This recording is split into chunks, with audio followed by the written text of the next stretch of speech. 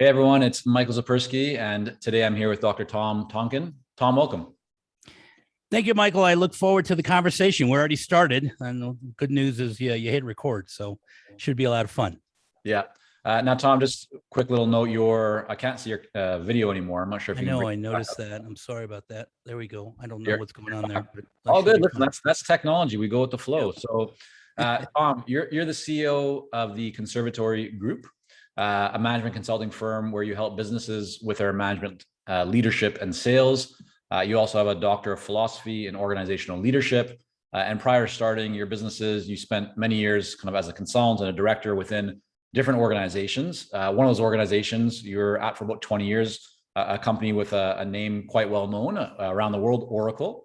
Let's maybe start our conversation formally. We were chatting before hit record there, and I want to try and bring some of that stuff back in because it was pretty fascinating. But Sure. In terms of Oracle, what did you learn, in those 20 years? Are there any kind of principles or tactics or mindsets that you feel like really you still hold with you today and really play a big role or had a big impact in the success that you've experienced to this point? I mean, I would be foolish not to say so. Absolutely. I'll tell you what's interesting is I think both Oracle and I grew up together because I took that job in 1996. Now, if you go back to that era, I think Oracle, from just a revenue perspective, to get some metrics out, I think they were probably less than 4 billion a year, maybe 3.5 billion, as I recall. Now, if you go and somebody listening on the podcast pulls up Google and types in ORCL as the symbol, the stock symbol, I think we're probably somewhere 45, 50 billion. Mm-hmm. So I think that alone tells you a lot about my experience because we grew up together. And it for the longest time, and I have been out for about 6 years, but for the longest time there, we had a startup mentality, even though it was generating, in the billions of dollars. Mm-hmm. We had a startup mentality, a startup spirit, and the leadership there was very, very strong. And you could tell leadership really drove the success of the organization. So principle number one, I mean, leadership matters, and it sounds trivial or it sounds kind of mushy, but I saw it in action, and I saw it both ways. I mean, Oracle, we had our good times, we had our bad times, and it really did hinge upon leadership. Now, Larry Ellison has been and still continues to be the leader there. But you had other people, execution, lower level people in the organization that came and went, and some were good and some weren't so good. And the good news is, Larry is a very, very strong leader, and therefore Oracle continues to prosper. So overall, even you had those dips and those peaks and valleys, you still had somebody at the helm that really made a difference. And I think the history there speaks for itself. And Tom, a quick question for you on that, because I really want to make this practical and actionable for everyone joining us. And I do want to really get to, how you now gone out on your own, grown your business, but take us back into those days when you were at Oracle. You mentioned that leadership was a really kind of powerful part of the growth and bringing people along. For all of the consultants and kind of consulting firm owners that are with us right now, who either actively are managing or thinking about building their team, what would you say? Like, take us back into those days in Oracle. Any stories or examples or things that your leaders, your kind of superiors, said to you that you feel really got you to rally around the team or to take action? Like, what stands out for you as part of that others might be able to implement themselves? I do think that the heart of what I learned was to have strong values and not succumb to the pressures that would expose or compromise your values. There were times, and I'll be very open here and frank, I was back in the days when Larry himself would come to meetings and he would talk. And sometimes he would make a decision on something, and he was very open, and we would sort of raise our hand and say, well, why'd you make that decision? And he would start by saying something like, let's be clear, that decision was not easy. However, the values of the company or the values that I built this company are such that required me to make that very difficult decision. Yeah. And that really stuck with me because if you were to look at it, like most people, maybe most of your audience looks at other companies such as an Oracle, pick your Fortune 50 company and you see potentially decisions that don't make sense. It was fun and it was good for me to be in that room and hear that and say, yeah, face value, that didn't make any sense. And you always say, well, it doesn't even look like you know what you're doing. And yet very much knew what he was doing and he wasn't compromising on his values and beliefs. So if that's a principle in itself that your listeners can take away, is number one, do you have values and beliefs that actually shape your decisions? And do you find yourself having to compromise them to, short term, right? Sometimes people will compromise their values and beliefs because, I'll get that deal or it'll be a short term to a long term. I could tell you now, after being in the business world, I consider myself a recovering executive. After all of these years, I could tell you that the long term always wins out because guess what? There'll be another Q4. There'll be another fiscal year. There will be another client. And I think sometimes I work with sales a lot. And sometimes I think what happens is people try to sit there and go, well, I've got to do this for this particular quarter or else, I don't make my number. I'm like, there's another quarter behind it, another quarter behind it. You don't want to compromise your values because of something short term.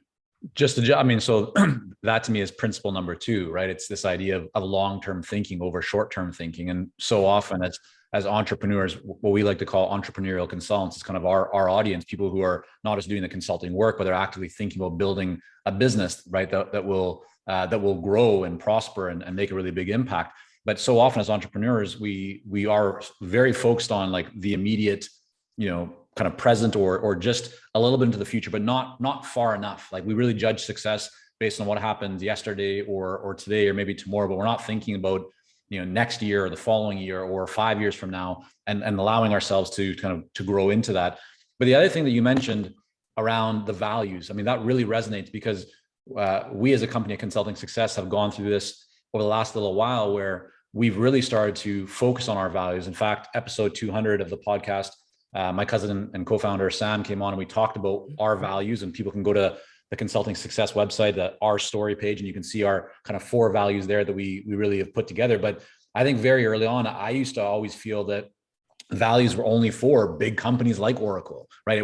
It's not for the smaller, even one person consulting firm or a small team. Like you don't need it. But what I've really realized is that having values is not only important if you want to build a team, but also just for the marketplace and your audience and those that you want to serve and make an impact on, like for them to know as well, because it's going to draw in more of the people that have those same values or shared values, and it'll help to keep away the people who you probably wouldn't want to do business anyways. So I'm really glad that you brought that up.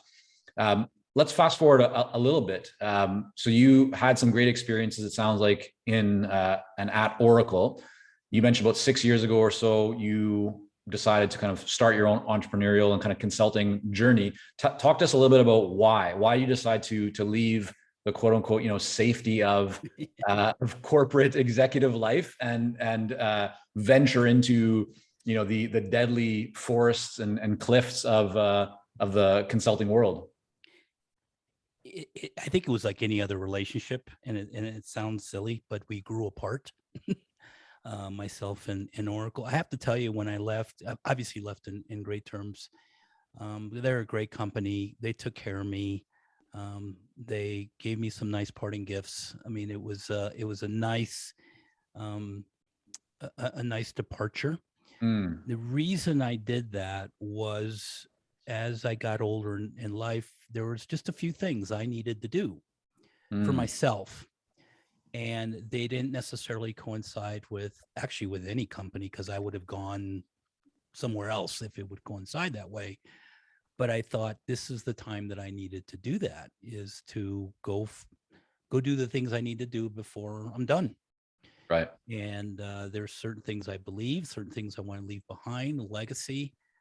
I think everyone will come to that. I'm a little older than probably most of your listeners. But I'm here to tell you that eventually everyone gets there, and it's a question on what is it that you want to leave as your legacy. Yeah, Tom, I don't think you're probably that much older than many of our listeners. We have a very diverse and wide-ranging group here from all around the world. So there's two things that come up for me as you mentioned that. The first is you mentioned you left Oracle on very good terms. You left with, it sounds like, some nice benefits or some sort of a parachute or however you want to kind of describe it. What tips would you have for those who are joining us right now, who still are working in the corporate world? Maybe they have an executive role, whatever it may be, and they're actively thinking about making that transition into consulting. I know one of our studies that we did this year, we found that over 50% of consultants, one of their previous employers was actually their first consulting client. So that's kind of one just interesting data point that we identified in that study. But I'm thinking more even kind of tactically, like, is there anything that you did in your conversations, relationships with Oracle, with your employer to make that transition more successful, or anything looking back that you think, oh, I wish I would have done that a little bit differently? What advice would you offer to those who are looking to make that transition? I was there for almost 20 years. And so I knew a lot of people because what happens at companies like Oracle is you kind of grow up and you take different paths in different companies. And much of the senior leadership there, I knew personally. And the reason I knew personally is because they weren't senior leaders the whole time, right? They were workers like me many years ago, and they just moved up. They were very successful. And so, of course, I maintain those relationships till this day.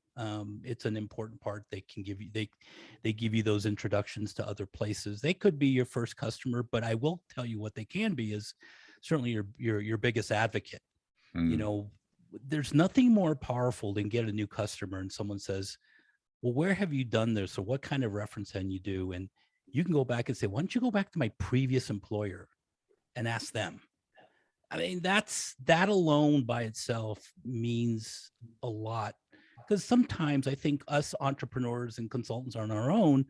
I think sometimes we're painting with the paintbrush that, like, we're not happy and we left. Oh, we're going to go do our own thing. We're disgruntled and we're difficult to work with. And you and I both know that's not necessarily true. However, there's plenty of people who don't do what we do, who hire us, who want to know whether or not they're hiring somebody they can work with. There's nothing more powerful to say, why don't you talk to somebody that I worked with previously, specifically my previous employer, which I can do. I still do, and talk to many of those as well. I want to go back, though, if you don't mind, to talk a little bit about the beliefs and the values and the mission, um, and the vision. As a management consultant myself, one of my offerings is to help people do a vision and mission. Now, I have to tell you something. I think most companies out there do not utilize the vision and mission properly. I would say it's probably one of the least utilized, least effective tools in senior management's arsenal. I think part of it is because it's not done right. And I think we all walk away with this idea that it's like, oh, it's this mushy thing. We all get together, buy some lunch, and talk about aspirational things, and then we go play golf, for the other half of the day. And unfortunately, there's many times that is true, but it doesn't have to be that way.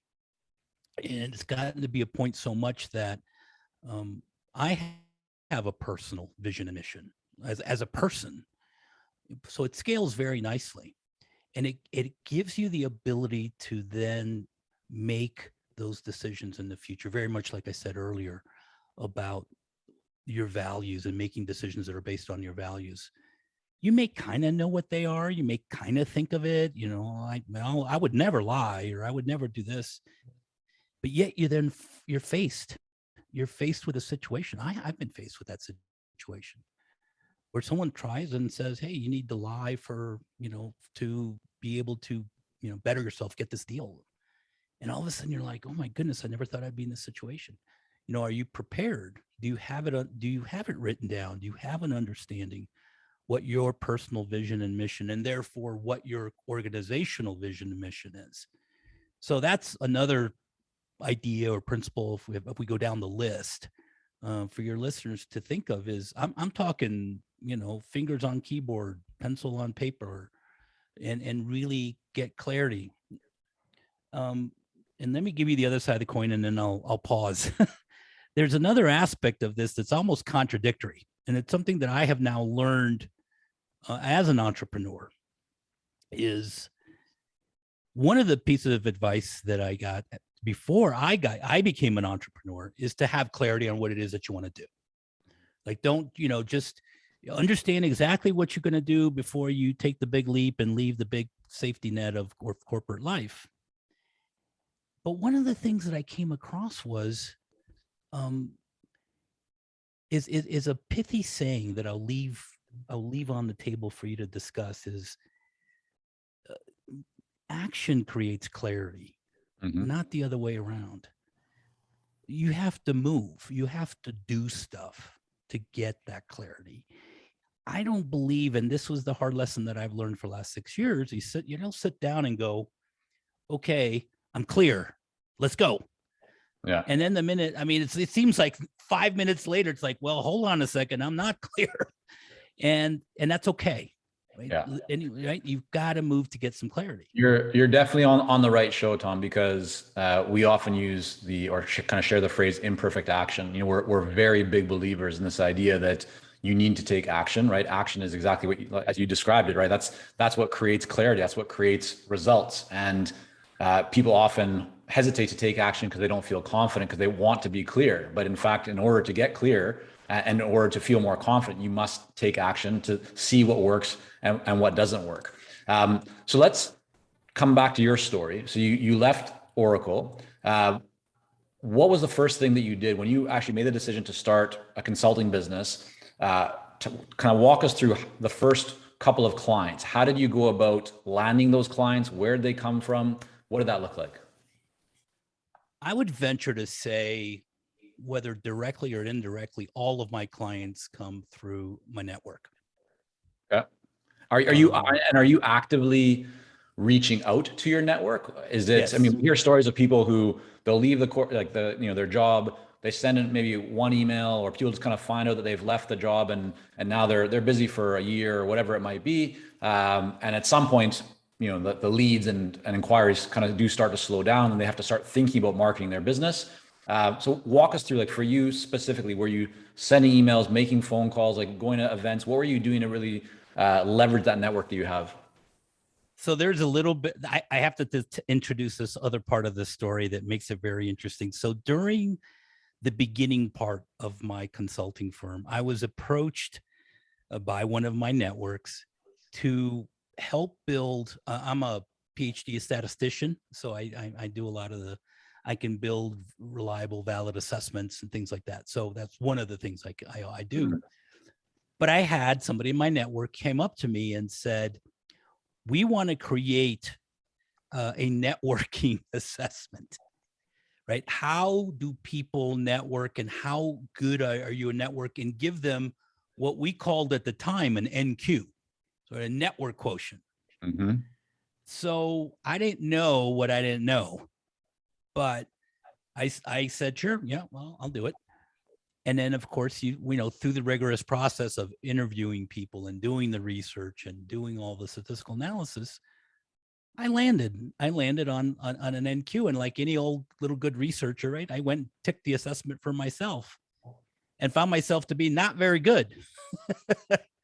So it was an eye opener. I don't necessarily know how important that was for me and for people in my position to understand networking. And because of that assessment, I started working on myself, started working on follow-up and follow-through, and how to follow up, and understanding influence, and how do you influence people, and how do you communicate with them better, right? Because it's not just picking up the phone and calling somebody. Right? Networking, and maybe it hasn't hit anybody, but when my research, right, it is, how do I talk to people? You can't talk to everybody the same way. You have to have some level of reciprocity that's connected into networking, meaning, right, I do something for you to do something for me, but not in an expectant kind of way. I think a lot of people, when they first get into network, goes, I know people. That's different than networking, number one. Number two, they pick up the phone and they just ask, right? They like, give me. As opposed to, giving to someone else right out of the gate. Like when I call somebody, when I network with somebody purposefully, I always have a reason, and I always bring value to the connection. Can you offer an example of that? So let's say Yes. someone is with us right now, and they're thinking, okay, I have people in my network I have not had a conversation with, I have not touched base with them for a period of time. Maybe it's been 6 weeks or 6 months or 6 years. What would be like just one action that you would recommend that they could take, and what would the language look like that you've found to be effective? Well, I think the language has to be authentic. You can't sort of fabricate this thing. So let's say, for example, and by the way, I'm a big reader, I'm a big researcher, just in general. I think all of us as consultants need to do that. We just need to be aware of our business. And you find a piece of content or something, and you think to yourself, well, who in my network might benefit from this piece of content? And you say, okay, oh, it's Joe. I haven't talked to Joe in a few months, maybe a year. By the way, it's never a year. That's a little, there's got to be a hum, if you will, in your networking. But let's say it's been a long time.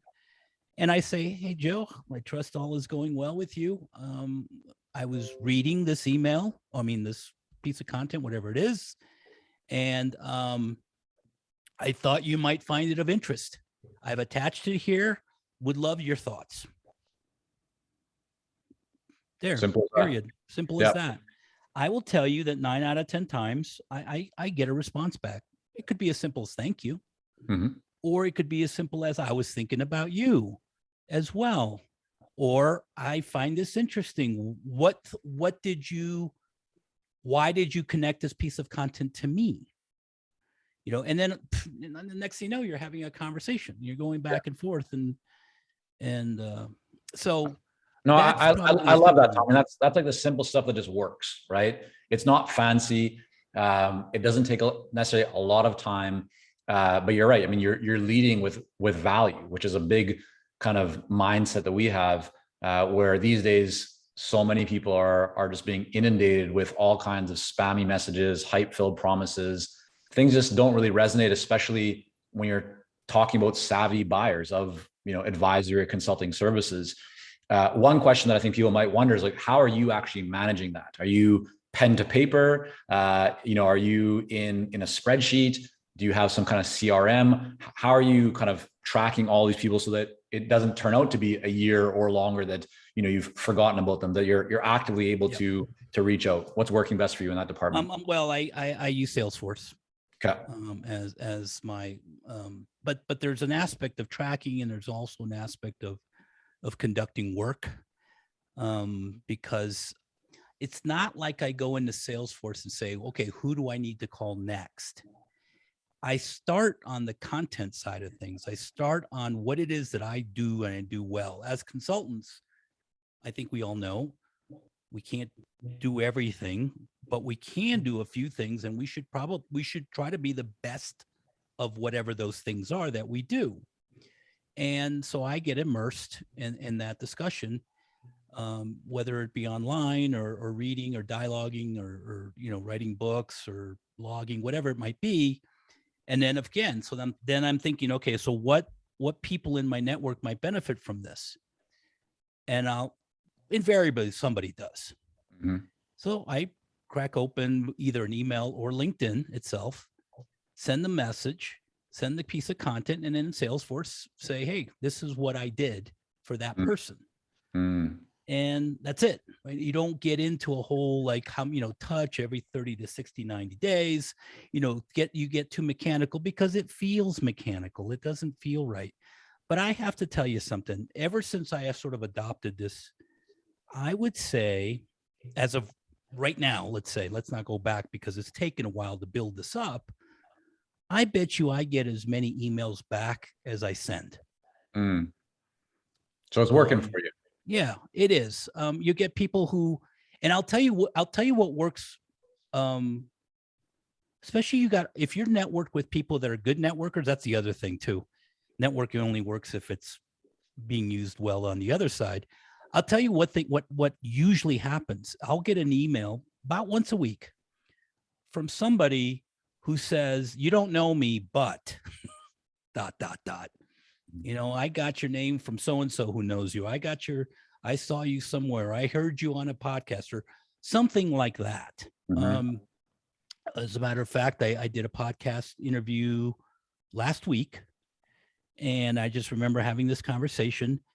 Then I get an email from a prospect who heard me somewhere else and now wants to engage in it's a change management deal. I then said, you know something, I just did this other podcast that talks about what it is that you're talking about.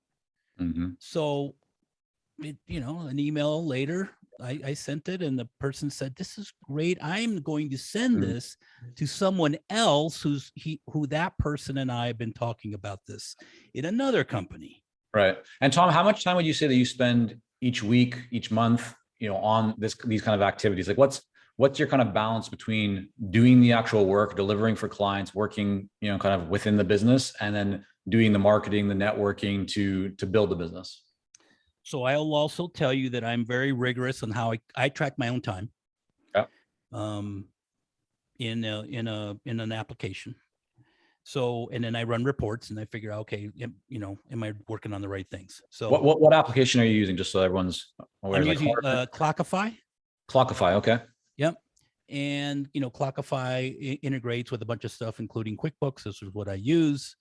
And it gives me, and of course I do both billable and non-billable tracking. I also use a tool. If your folks are tool people, I use something called Rescue Time. Right. Okay. Right. And that's connected to Clockify. So it picks up those things that kind of fall through the cracks and all. And just to clarify for everyone. So Rescue Time, an application, say you connect on your laptop or whatever, you sign up for that service, and it'll actually monitor, which websites you're going to, if you're spending time on YouTube or LinkedIn or in a Word document, and it'll kind of show you that, so you can, the whole idea is get back the time that you might be wasting. Yeah, exactly. And so then what I do is what's interesting too is a little side note.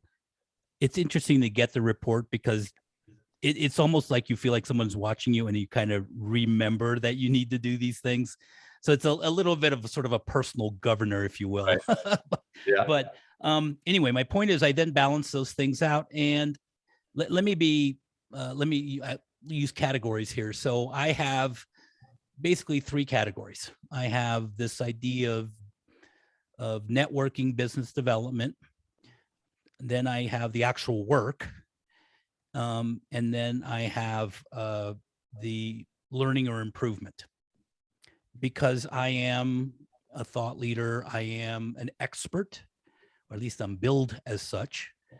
I better be an expert. And that expert means I got to know a bunch of stuff all the time. I can't just rest on my laurels on what I did before. So that's a very important part. And I think that sometimes we forget that. You have to kind of know what's going on in the business and who's saying what to who and all that. So given those 3 categories, those fluctuate, of course, but on average, I would say that I spend probably somewhere between 50 to 70% delivering. And then the next more important, what I see is my learning, my development, and then lastly, my business development, or whatever you want, networking, that communication. I would say I don't think I take more than 20% on that. Yeah. So think of I start thinking of days, right? You've got 5 days, that's 20% a day. Of course, we all work more than 40 hours, so it's easier for me to use percentages than right. Than hours. That's kind of how it breaks out for me. So when you say, Tom, out of each week, you might spend up to about a day on average kind of working on the business in terms of business development, networking, something along those lines? Okay. Yeah, and that does not include any learning or anything like that. That includes sitting in front of a computer and thinking about what phone calls do I need to make, who do I need to sell to, or who do I need to connect with, or anything like that. I want to shift our conversation for a moment, because you have a very interesting kind of setup in your business. And I want you to tell me more if it's actual kind of separate units, companies, different people involved. But you have almost like an umbrella company, right? The conservatory group, but then you have the executive conservatory, the business conservatory, the sales conservatory. So just walk us through in as much kind of transparency as you can, like why structure it this way? And are there different people involved in each of those different things? Is it more just a branding play in terms of you being able to offer, but it's mainly just you, or kind of tell us what that umbrella looks like and those different parts are? That's an excellent question, and thank you for noticing. Yes, it is an umbrella group, and because there's some commonality across everything we do, and it's the word conservatory. The word conservatory for me, and those that are outside of the U.S. may not quite understand that word, but here in the U.S., the term conservatory means it's a place where you learn music, fine arts, that kind of thing. Because I know in the UK, I think it means like sunroom, something like that. So it wouldn't make any sense. But here and I'm a musician. And one of the things that, as I got through older and through Oracle and a lot of this time I spent in business, I always hearken back to those days of how to learn things. I was, and without getting to a lot of detail, the conservatory group uses a conservatory model to deliver on all those business units, whether it be the short-term stuff. And what I mean by short-term is very transactional. Tom, I need you to do this. I need you to do that. And then it's over, and then we'll see what happens. Or there's the operational stuff. I need to learn. I need some coursework. I need some coaching. Or the strategic stuff. I need that 3 to 5 year vision for my company. We use a conservatory model. Now, I have some people that are common and some people that are specific to each of those business units, because what I'm doing is, and the punchline here is taking that conservatory learning model experience that I had as a musician and applying it to business. So you contextualize it. If I were to start talking to you in music terms, you'd be like, what are we talking about here? So what I do is I basically do the same thing on how somebody might learn music or their instrument or whatever it might be, but I use business terms that people can understand, and it's a very rather involved process within that conservatory model. So these are nothing more than abstractions to the same model, but nobody would be the wiser, right? People would just hear the terminology of business that they're in. Right.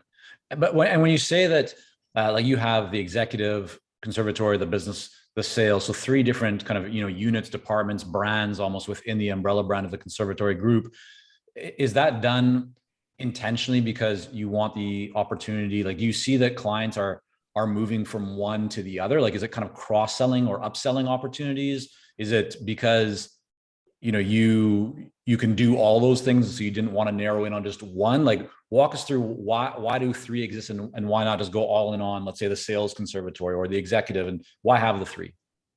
One of the main premises of the conservatory group and how we engage is that our customers, prospects, clients are predisposed to engagement.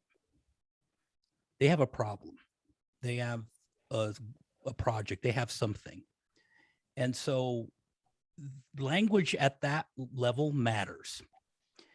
And we want people to come in to that particular, like, for example, for your listeners, and we're in the middle of doing a revamp on the salesconservatory.com, but salesconservatory.com is one of the websites. And if you were to go there, it would kind of sound like a sales place to be.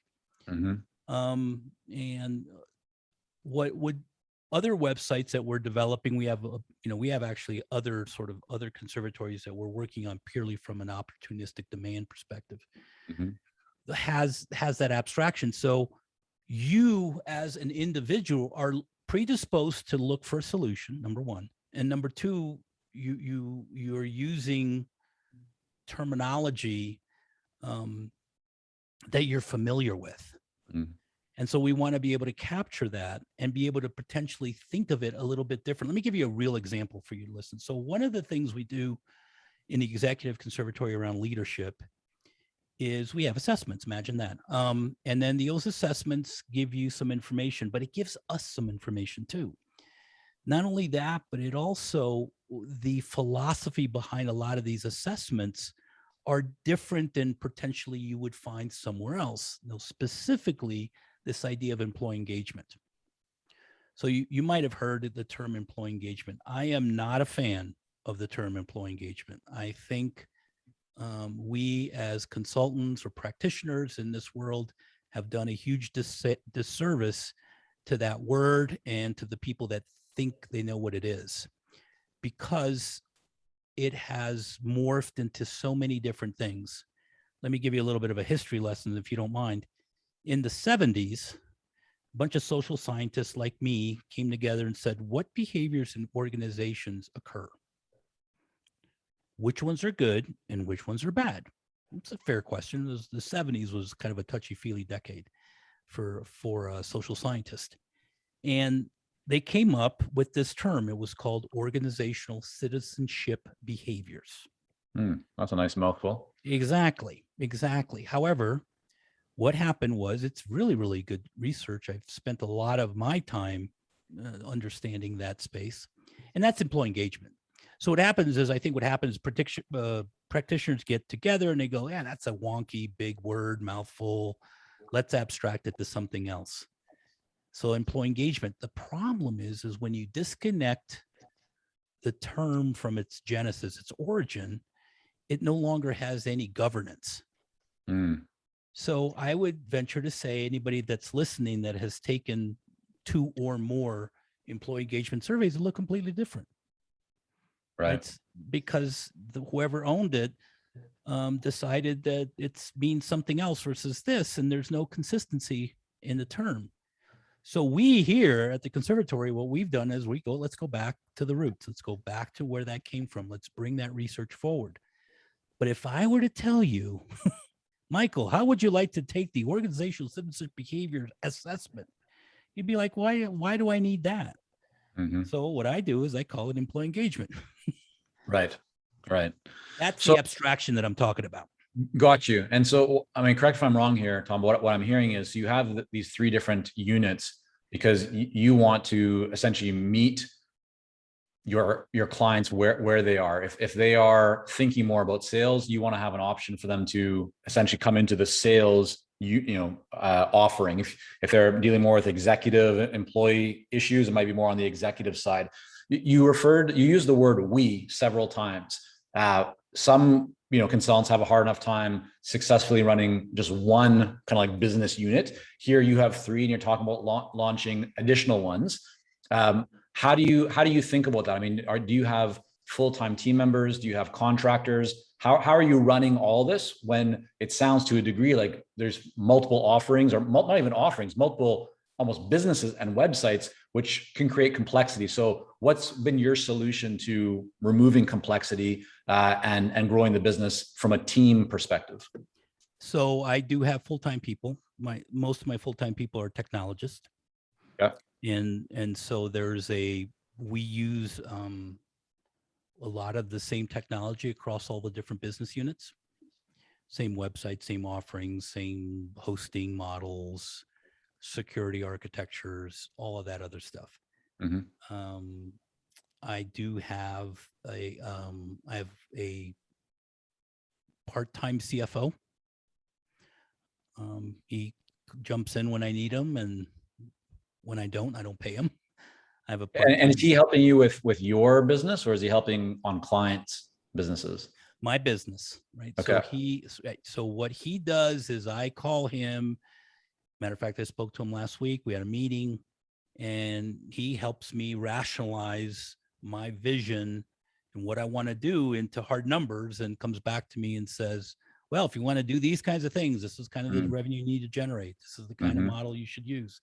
No, use a subscription versus a fixed price, whatever, right? Right. Those conversations I have with him. And so he understands the model, but I don't need him all the time.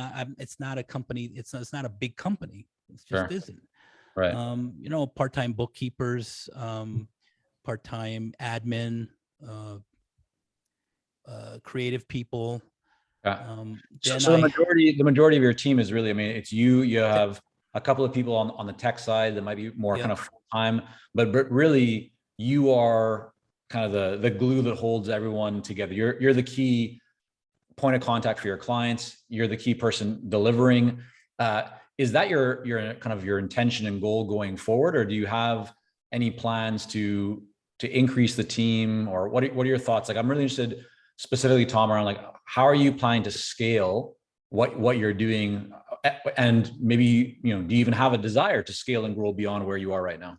Yeah. So I don't have a desire to scale, but I will tell you what I do have, because I have a lot of people that want me to scale. I do have investors that want to give me money because they think that a lot of what I've done, I've got some trademarks, I've got a patent on the table, you know, I've got things like that that lend themselves to money making things if I were to scale.